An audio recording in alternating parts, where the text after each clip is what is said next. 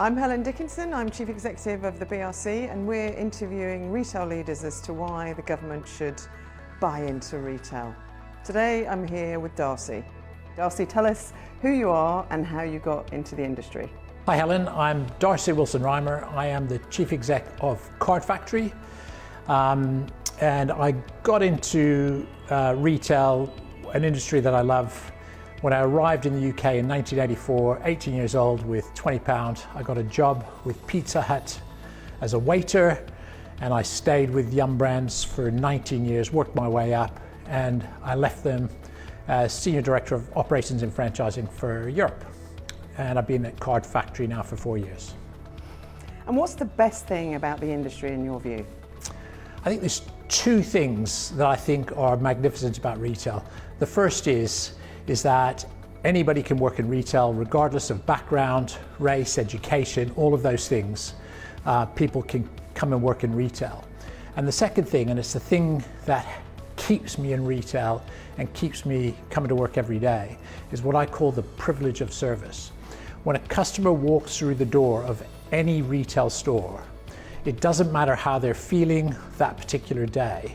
We're in control of how they feel when they leave the store, through the service we offer, through the products, the look and feel, the ambience, the cleanliness, all of those things. And to be in a position where you can control how somebody feels when they leave having that interaction is both an honor, but also an obligation. And I believe that's the privilege of service.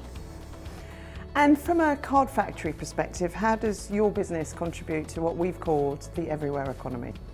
Well, first and foremost, Card Factory's mission is to help the nation celebrate their life's moments. So we're helping people up and down the country in their celebrations, and we want to do that in the most affordable way. And that's why we're building a global celebrations company. But of course, what that also means is that we're investing, and we're investing through what we call our vertically integrated model. We're investing in creative, in design, in copywriting, in the factory. So we have a factory up in West Yorkshire where we produce 200 million greeting cards a year. It's a very well invested plant. And then of course, we have 1,000 retail stores up and down the country. And we're not just in the main city centres or shopping centres, we're in local high streets.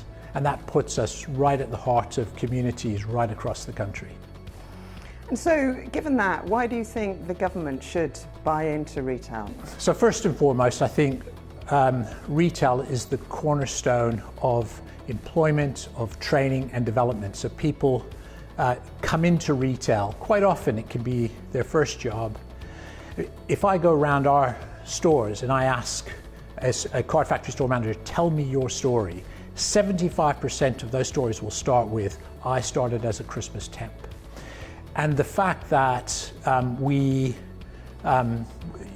get transferable skills, you get life skills and leadership skills. And I think those skills are absolutely vital, not just in our industry, but right across society, as a whole. But in addition to that, every single person in this country, 100% of the population, depend on retail to buy food, for clothing, to buy the books for school, medicine, whatever it is. So the whole nation depends upon retail, and that was proven throughout COVID. And I think it's really important that the government invest in it, but never take for granted the retail industry, our retail colleagues, retail investors, because as a nation, we depend on the retail sector.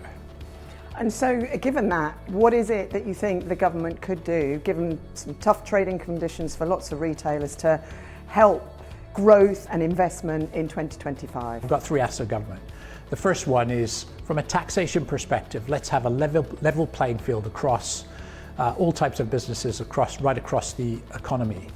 And that level playing field, I think, is vital. So for a company that invests in physical retail stores, it feels like we're double penalized because we employ a lot of people and we have a lot of high street real estate. So between the taxes that come as a result of that, it feels as though we are disproportionately paying and in effect somewhat penalised, so that sort of level playing field. I think on the high street itself, there's low-cost investments that we can all do together working in partnership. And that's just things like street lighting and parking, free parking, and making it safe and enjoyable places to be. And then the final one is just give us forward visibility. I understand we're not going to agree with every decision government makes, but if you give us forward visibility, then I can plan. I can plan to cover the costs, but also plan my investments. But the surprises that we get sort of limit our ability to do that.